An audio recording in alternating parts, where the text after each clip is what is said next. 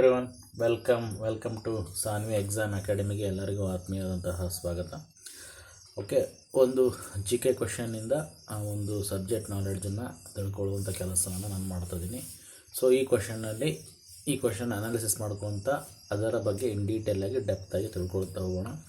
Okay, ಅಂದರೆ one question more answer ಅನ್ನೋ ಕಾನ್ಸೆಪ್ಟಲ್ಲಿ ನಾನು ಈ ಥರ ವೀಡಿಯೋಸ್ಗಳನ್ನ ಒಂದೊಂದು ಜಿ ಕೆ ಕ್ವಶನ್ಸ್ ತೊಗೊಂಡು ನಿಮ್ಗೆ ಇನ್ ಡೀಟೇಲಾಗಿ ಎಕ್ಸ್ಪ್ಲನೇಷನನ್ನು ಮಾಡ್ತಾಯಿದ್ದೇನೆ. ಓಕೆ, ಇಲ್ಲೇನಿದೆ ಪ್ರಶ್ನೆ, ಈ ಕೆಳಗಿನವುಗಳಲ್ಲಿ ಸಂವಿಧಾನದ 6ನೇ ಅನುಸೂಚಿಗೆ ಸಂಬಂಧಪಟ್ಟಂತೆ ಯಾವ ಹೇಳಿಕೆಗಳು ಸರಿಯಾಗಿದೆ ಅಂತ ಕೇಳಿದ್ದಾರೆ. 6ನೇ ಅನುಸೂಚಿಯು ಬುಡಕಟ್ಟು ಜನಾಂಗದ ಪ್ರದೇಶಗಳ ಆಡಳಿತ ಸಲುವಾಗಿ ನೀಡಲಾಗಿದೆಯಾ? ಹಾಗೆಯೇ 6ನೇ ಅನುಸೂಚಿಯು ಬುಡಕಟ್ಟು ಪ್ರದೇಶಗಳಿಗೆ ಸಂಬಂಧಿಸಿದಂತೆ ಜಿಲ್ಲಾ ಮತ್ತು ಪ್ರಾದೇಶಿಕ ಕೌನ್ಸಿಲ್ಗಳನ್ನು ಸ್ಥಾಪಿಸಲು ಅವಕಾಶ ನೀಡಿದೆಯಾ? ಹಾಗೆಯೇ ಸಂವಿಧಾನದ 49ನೇ ತಿದ್ದುಪಡಿಯ ಮೂಲಕ ತ್ರಿಪುರಾ ರಾಜ್ಯದ ಬುಡಕಟ್ಟು ಪ್ರದೇಶಗಳಿಗೆ ಅನ್ವಯ ಆಗುವಂತೆ ಮಾಡಲಾಗಿದೆಯಾ? ಹಾಗೆಯೇ ಮೇಲಿನ ಎಲ್ಲವೂ ಅನ್ನೋ ಆಪ್ಷನ್ ಕೊಟ್ಟಿದ್ದೇನೆ. ಇಲ್ಲಿ 1 ಉತ್ತರನ, 1 ಮತ್ತು 2 ಮಾತ್ರನ, 1, 2 ಹಾಗೂ 3 ಮಾತ್ರನ, 1, 2, 3 ಮತ್ತು 4 ಮಾತ್ರನ ಅನ್ನೋದನ್ನು ನಾವು ನೋಡಬೇಕಾಗುತ್ತೆ ಈ ಪ್ರಶ್ನೆಯಲ್ಲಿ. ಓಕೆ, ಟೋಟಲಾಗಿ ಭಾರತ ಸಂವಿಧಾನದ 6ನೇ ಅನುಸೂಚಿ ಬಗ್ಗೆ ಇನ್ ಡೀಟೇಲಾಗಿ ನಾವು ತಿಳ್ಕೊಂಡಿದ್ದರೆ ಈ ಕ್ವಶನಿಗೆ ನಾವು ಆನ್ಸರ್ನ ಮಾಡ್ತಾ ಹೋಗೋಣ. ಈ ಕ್ವಶನ್ನ ಇನ್ ಡೀಟೇಲಾಗಿ ಡೆಪ್ತಾಗಿ ಈಗ ನಾವು ನೋಡ್ತಾ ಹೋಗೋಣ. ಓಕೆ, ಭಾರತದ 6ನೇ ಅನುಸೂಚಿ ಬಗ್ಗೆ ನೋಡೋದಾದರೆ, ಭಾರತ ಸಂವಿಧಾನ 6ನೇ ಅನುಸೂಚಿಯು ಅಸ್ಸಾಂ, ಮೇಘಾಲಯ, ತ್ರಿಪುರಾ, ಮಿಜೋರಾಂ ರಾಜ್ಯಗಳ ಒಂದು ಬುಡಕಟ್ಟು ಪ್ರದೇಶಗಳ ಆಡಳಿತಕ್ಕೆ ಸಂಬಂಧಿಸಿದಂತಹ ನಿಬಂಧನೆಗಳನ್ನು, ಅಂದರೆ ರೂಲ್ಸ್ ಆ್ಯಂಡ್ ರೆಗ್ಯುಲೇಷನ್ಗಳನ್ನು ಒಳಗೊಂಡಿದೆ. ಈ ಅನುಸೂಚಿಯನ್ನು 1949ರಲ್ಲಿ ಸಂವಿಧಾನಕ್ಕೆ ಸೇರಿಸಲಾಯಿತು. ಈಶಾನ್ಯ ಭಾರತದ ಬುಡಕಟ್ಟು ಜನರ ಒಂದು ವಿಶಿಷ್ಟ ಸಂಸ್ಕೃತಿ ಮತ್ತು ಸಂಪ್ರದಾಯಗಳು ಮತ್ತು ಹಿತಾಸಕ್ತಿಗಳನ್ನು ರಕ್ಷಿಸುವ ಉದ್ದೇಶದಿಂದ ಈ ಒಂದು 6ನೇ ಅನುಸೂಚಿಯನ್ನು ಸಂವಿಧಾನದಲ್ಲಿ ಸೇರಿಸಲಾಯಿತು. ಓಕೆ, ಈ 6ನೇ ಅನುಸೂಚಿಯ ಮುಖ್ಯ ಲಕ್ಷಣಗಳು ಏನಂತ ನಾವು ನೋಡೋದಾದರೆ, 6ನೇ ಅನುಸೂಚಿಯ ಮುಖ್ಯ ಲಕ್ಷಣಗಳು ಇಂಪಾರ್ಟೆಂಟಾಗಿ ಸ್ವಾಯತ್ತ ಜಿಲ್ಲಾ ಮಂಡಳಿಗಳು. ಇದನ್ನು IAS ಪ್ರಿಲಿಮ್ಸ್ ಎಲ್ಲ ಸಹ ಕೇಳಿದಾನೆ. ಇದು ರಿಲೇಟೆಡಾಗಿ ಆಟೋಮೋನಸ್ ಡಿಸ್ಟ್ರಿಕ್ಟ್ ಕೌನ್ಸಿಲ್ಸ್ ADCS ಅಂತ ಕರೀತಾರೆ. ಆಟೋಮೋನಸ್ ಡಿಸ್ಟ್ರಿಕ್ಟ್ ಕೌನ್ಸಿಲ್ ADCS ಸ್ವಾಯತ್ತ ಜಿಲ್ಲಾ ಮಂಡಳಿಗಳು. ಈ ಅನುಸೂಚಿಯ ಅಡಿಯಲ್ಲಿ ಪ್ರತಿ ಬುಡಕಟ್ಟು ಪ್ರದೇಶವನ್ನು ನಾವು ಸ್ವಾಯತ್ತ ಜಿಲ್ಲೆಯಿಂದ ಘೋಷಿಸಬಹುದು.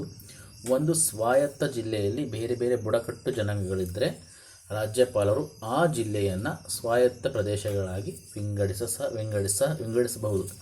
ಪ್ರತಿ ಸ್ವಾಯತ್ತ ಜಿಲ್ಲೆಯು ಒಂದು ಜಿಲ್ಲಾ ಮಂಡಳಿಯನ್ನು ಹೊಂದಿರುತ್ತೆ. ಓಕೆ, ಮ್ಯಾಕ್ಸಿಮಮ್ ಅಂದರೆ ಅಲ್ಲಿ ಜಿಲ್ಲೆನೇ ಒಂದು ಸುಪ್ರೀಂ ಅನ್ಕೋಬೋದು, ಸ್ಟೇಟ್ ಬರಲ್ಲ ಅಲ್ಲಿ. ಓಕೆ, ನೆಕ್ಸ್ಟು ಜಿಲ್ಲಾ ಮತ್ತು ಪ್ರಾದೇಶಿಕ ಮಂಡಳಿಗಳ ರಚನೆ ಮಾಡ್ತಾರೆ. ಪ್ರತಿ ಸ್ವಾಯತ್ತ ಜಿಲ್ಲೆಯು ಗರಿಷ್ಠ 30 ಸದಸ್ಯರನ್ನು ಒಳಗೊಂಡಿರುವ ಜಿಲ್ಲಾ ಮಂಡಳಿಯನ್ನು ಹೊಂದಿರುತ್ತದೆ. ಅವರಲ್ಲಿ ಕೆಲವರನ್ನು ರಾಜ್ಯಪಾಲರು ನಾಮನಿರ್ದೇಶನ ಮಾಡಬಹುದು ಮತ್ತು ಉಳಿದವರು ವಯಸ್ಕ ಮತದಾನದ ಆಧಾರದ ಮೇಲೆ ಚುನಾಯಿತರಾಗ್ತಾರೆ. ಪ್ರತಿ ಸ್ವಾಯತ್ತ ಪ್ರದೇಶವು ಪ್ರತ್ಯೇಕವಾದ ಪ್ರಾದೇಶಿಕ ಮಂಡಳಿಯನ್ನು ಸಹ ಹೊಂದಿರಬಹುದು. ಓಕೆ, ನೆಕ್ಸ್ಟು ಮಂಡಳಿಗಳ ಅಧಿಕಾರಗಳು ನೋಡೋದಾದರೆ, ಈ ಜಿಲ್ಲಾ ಮತ್ತು ಪ್ರಾದೇಶಿಕ ಮಂಡಳಿಗಳು ತಮ್ಮ ವ್ಯಾಪ್ತಿಯಲ್ಲಿ ಬರುವ ವಿಷಯಗಳ ಕುರಿತು ಕಾನೂನುಗಳನ್ನು ಮಾಡುವ ಅಧಿಕಾರವನ್ನು ಹೊಂದಿರ್ತವೆ. ಈ ವಿಷಯಗಳು ಯಾವುವು ಅಂದರೆ ಭೂಮಿ, ಅರಣ್ಯ, ಕೃಷಿ, ಗ್ರಾಮಾಡಳಿತ, ಆಸ್ತಿಯ ಉತ್ತರಾಧಿಕಾರ, ವಿವಾಹ ಮತ್ತು ವಿಚ್ಛೇದನ, ಸಾಮಾಜಿಕ ಪದ್ಧತಿಗಳು ಇತ್ಯಾದಿಗಳನ್ನು ಅವು ಒಳಗೊಂಡಿರಬಹುದು. ಓಕೆ, ಇನ್ನು ನ್ಯಾಯಾಂಗ ಅಧಿಕಾರಿಗಳು ನೋಡಿದರೆ ಮಂಡಳಿಗಳಿಗೆ, ಈ ಮಂಡಳಿಗಳು ತಮ್ಮ ವ್ಯಾಪ್ತಿಯಲ್ಲಿರುವ ಬುಡಕಟ್ಟು ಜನಾಂಗಗಳ ನಡುವಿನ ವ್ಯಾಜ್ಯಗಳನ್ನು ವಿಚಾರಣೆ ಮಾಡಲು ಈ ಗ್ರಾಮ ಹಾಗೂ ಜಿಲ್ಲಾ ಪರಿಷತ್ ನ್ಯಾಯಾಲಯಗಳನ್ನು ಸ್ಥಾಪಿಸುವ ಅಧಿಕಾರವನ್ನು ಸಹ ಅವು ಹೊಂದಿರ್ತವೆ.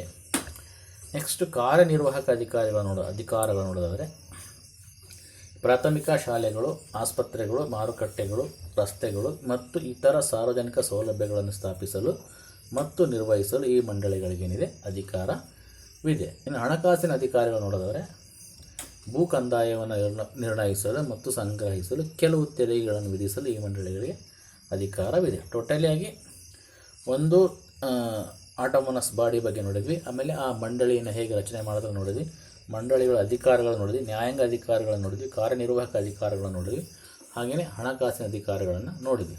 ನೆಕ್ಸ್ಟು ಈ ಒಂದು 6ನೇ ಅನುಸೂಚಿಯ ಅಡಿಯಲ್ಲಿ ಬರುವ ರಾಜ್ಯಗಳು ಮತ್ತು ಸ್ವಾಯತ್ತ ಜಿಲ್ಲೆಗಳು ನೋಡೋದಾದರೆ ಪ್ರಸ್ತುತ 4 ರಾಜ್ಯಗಳಲ್ಲಿ 10 ಸ್ವಾಯತ್ತ ಜಿಲ್ಲಾ ಮಂಡಳಿಗಳನ್ನು ನಾವು ನೋಡ್ಬೋದು. ಇವು 6ನೇ ಅನುಸೂಚಿ ಅಡಿಯಲ್ಲಿ ಬರುವಂತಹ ರಾಜ್ಯಗಳು ಹಾಗೂ ಜಿಲ್ಲೆಗಳು.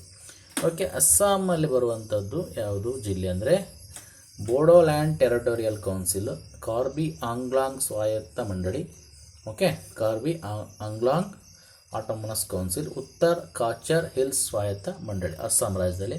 ಇನ್ನು ಮೇಘಾಲಯ ರಾಜ್ಯದಲ್ಲಿ ಗಾರೋ ಹಿಲ್ಸ್ ಸ್ವಾಯತ್ತ ಮಂಡಳಿ ಜಿಲ್ಲಾ ಮಂಡಳಿ, Garo hills autonomous district council, Khasi hills ಸ್ವಾಯತ್ತ ಜಿಲ್ಲಾ ಮಂಡಳಿ, Khasi hills autonomous district council.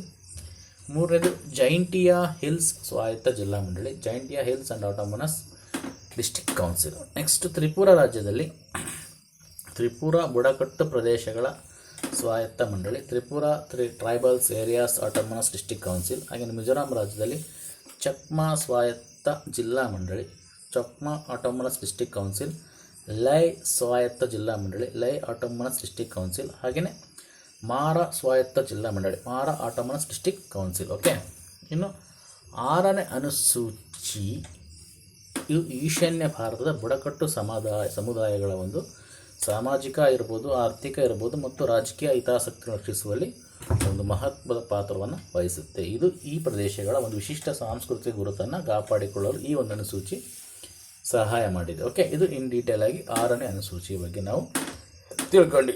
Okay, next ಇದ್ರ ಬಗ್ಗೆ ನೋಡೋದಾದರೆ ಭಾರತ ಸಂವಿಧಾನ ಒಂದು 49ನೇ ತಿದ್ದುಪಡಿಯನ್ನು 1984ರಲ್ಲಿ ಅಂಗೀಕರಿಸುತ್ತೆ. ಈ ತಿದ್ದುಪಡಿಯು ತ್ರಿಪುರಾ ರಾಜ್ಯದ ಬುಡಕಟ್ಟು ಪ್ರದೇಶಗಳಿಗೆ 6ನೇ ಅನುಸೂಚಿಯ ನಿಬಂಧನೆಗಳನ್ನು ಅನ್ವಯಿಸುವ ಗುರಿಯನ್ನು ಈ ಒಂದು 49ನೇ ತಿದ್ದುಪಡಿ 1984ರಲ್ಲಿ ಆಗುತ್ತೆ.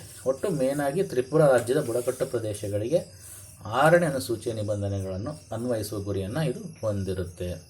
49ನೇ ತಿದ್ದುಪಡಿಯ ಮುಖ್ಯ ಅಂಶಗಳು ಏನಪ್ಪ ಅಂದರೆ, 244ನೇ ವಿಧಿಗೆ ತಿದ್ದುಪಡಿ ತರ್ತಾರೆ. ಸಂವಿಧಾನ 244ನೇ ವಿಧಿಯ 1 ಮತ್ತು 2 ಉಪವಿಧಿಗಳಲ್ಲಿ ಮತ್ತು ಮೇಘಾಲಯ ಎಂಬ ಪದಗಳ ಬದಲಾಗಿ ಮೇಘಾಲಯ ಮತ್ತು ತ್ರಿಪುರ ಎಂಬ ಪದಗಳನ್ನು ಸೇರಿಸಲಾಯಿತು. ಇದರರ್ಥ ತ್ರಿಪುರಾ ರಾಜ್ಯವು ಸಹ 6ನೇ ಅನುಸೂಚಿ ವ್ಯಾಪ್ತಿಗೆ ಒಳಪಟ್ಟಿತು ಅಂತ ಅರ್ಥ. ಓಕೆ, ನೆಕ್ಸ್ಟ್ 5ನೇ ಅನುಸೂಚಿಗೆ ತಿದ್ದುಪಡಿ ಅಂತ ಇರ್ತಾರೆ. ಸಂವಿಧಾನ 5ನೇ ಅನುಸೂಚಿಯ 1ನೇ ಪ್ಯಾರಾಗ್ರಾಫ್ನಲ್ಲಿ ಮತ್ತು ಮೇಘಾಲಯ ಎಂಬ ಪದಗಳ ಬದಲಾಗಿ ಮೇಘಾಲಯ ಮತ್ತು ತ್ರಿಪುರ ಎಂಬ ಪದಗಳನ್ನು ಸೇರಿಸಲಾಯಿತು. ಹಾಗೆಯೇ 6ನೇ ಅನುಸೂಚಿ ತಿದ್ದುಪಡಿ ಸಂವಿಧಾನ 6ನೇ ಅನುಸೂಚಿಯಲ್ಲಿ ಈ ಕೆಳಗಿನ ಬದಲಾವಣೆಗಳನ್ನು ಮಾಡಲಾಯಿತು. ಏನು ಶೀರ್ಷಿಕೆಯಲ್ಲಿ ಈ ಮತ್ತು ಮೇಘಾಲಯ ಎಂಬ ಪದಗಳ ಬದಲಿಗೆ ಮೇಘಾಲಯ ಮತ್ತು ತ್ರಿಪುರ ಎಂದು ಬದಲಾಯಿಸಲಾಯಿತು. 1ನೇ ಪ್ಯಾರಾಗ್ರಾಫ್ನ 1ನೇ ಉಪವಿಭಾಗದಲ್ಲಿ ಭಾಗ 1 ಮತ್ತು ಭಾಗ 2 ಎಂಬ ಪದಗಳ ಬದಲಾಗಿ ಭಾಗ 1, ಭಾಗ 2 ಮತ್ತು ಭಾಗ 2A ಎಂದು ಬದಲಾಯಿಸಲಾಯಿತು. ಇದರ ಮೂಲಕ ತ್ರಿಪುರಾ ರಾಜ್ಯಕ್ಕೆ ಸಂಬಂಧಿಸಿದಂತೆ ಹೊಸ ಭಾಗವಾದ ಭಾಗ 2Aಯನ್ನು ಸೇರಿಸಲಾಯಿತು. ಇನ್ನು 10ನೇ ಪ್ಯಾರಾಗ್ರಾಫ್ ನಂತರ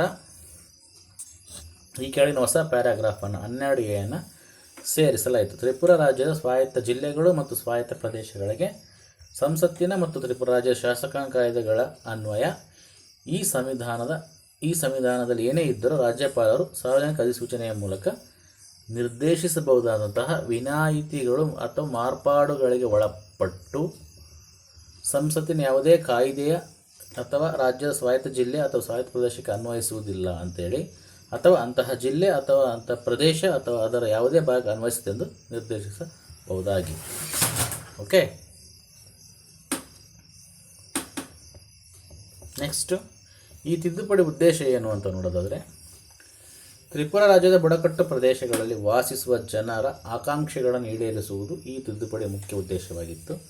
ತ್ರಿಪುರಾ ಬುಡಕಟ್ಟು ಪ್ರದೇಶಗಳ ಸ್ವಾಯತ್ತ ಜಿಲ್ಲಾ ಪರಿಷತ್ ಕಾಯ್ದೆ 1979ರ ಅಡಿಯಲ್ಲಿ ರಾಜ್ಯದಲ್ಲಿ ಸ್ವಾಯತ್ತ ಜಿಲ್ಲಾ ಪರಿಷತ್ ಕಾರ್ಯನಿರ್ವಹಿಸುತ್ತಿದ್ದರೂ ಬುಡಕಟ್ಟು ಜನರಿಗೆ ಸ್ವಯಂ ಆಡಳಿತ ಒದಗಿಸುವ ಮತ್ತು ಬುಡಕಟ್ಟು ಪ್ರದೇಶಗಳ ತ್ವರಿತ ಅಭಿವೃದ್ಧಿಯನ್ನು ಖಚಿತಪಡಿಸಿಕೊಳ್ಳುವ ದೃಷ್ಟಿಯಿಂದ ಅದಕ್ಕೆ ಸಾಂವಿಧಾನಿಕ ಮಾನ್ಯತೆ ನೀಡುವುದೇನಾಗಿತ್ತು, ಅಗತ್ಯವಾಗಿತ್ತು. ಸಾರಾಂಶವಾಗಿ ಹೇಳೋದಾದರೆ 49ನೇ ತಿದ್ದುಪಡಿಯು ತ್ರಿಪುರಾ ರಾಜ್ಯದ ಬುಡಕಟ್ಟು ಪ್ರದೇಶಗಳಿಗೆ ಭಾರತ ಸಂವಿಧಾನದ 6ನೇ ಅನುಸೂಚಿಯ ನಿಬಂಧನೆಗಳನ್ನು ಅನ್ವಯಿಸುವ ಮೂಲಕ ಆ ಪ್ರದೇಶಗಳ ಆಡಳಿತ ಮತ್ತು ಬುಡಕಟ್ಟು ಜನರ ಹಕ್ಕುಗಳನ್ನು ರಕ್ಷಿಸುವಲ್ಲಿ ಇದು ಒಂದು ಮಹತ್ವದ ಹೆಜ್ಜೆ ಆಯಿತು ಈ ತಿದ್ದುಪಡಿ. ಓಕೆ, ಇಷ್ಟು ಇನ್ ಡೀಟೇಲ್ ನೋಡುವಾಗ ನಾವು ಕ್ವಶನ್ನ ಆನ್ಸರ್ ನೋಡೋಣ. ಓಕೆ,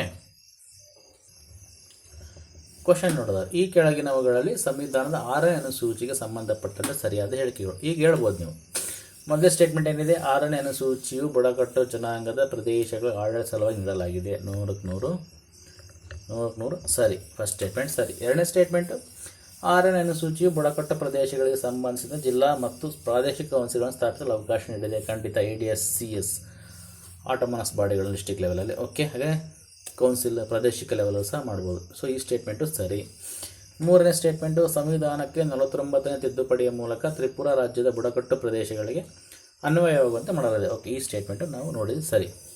ಸೊ ಹಾಗೆ 4 ಸಹ ಮೇಲೆ ಎಲ್ಲವೂ ಅಂತ ಹೇಳ್ಬೋದು. ಇದಕ್ಕೆ ಆನ್ಸರ್ ಏನಾಗುತ್ತೆ ಅಂದರೆ ಈ 1, 2, 3 ಮಾತ್ರ ಸರಿಯಾಗುತ್ತೆ. 1, 2, 3 ಮತ್ತು 4 ಸರಿಯಾಗುತ್ತೆ. ಇವೆರಡು ಆನ್ಸರ್ ಆಗುತ್ತೆ. ಓಕೆ, ಕೆ ಆನ್ಸರು ಸಹ ಹಾಗೆ ಕೊಟ್ಟಾಗಿದ್ದಾನೆ 3 ಮತ್ತು 4 ಅಂತೆ.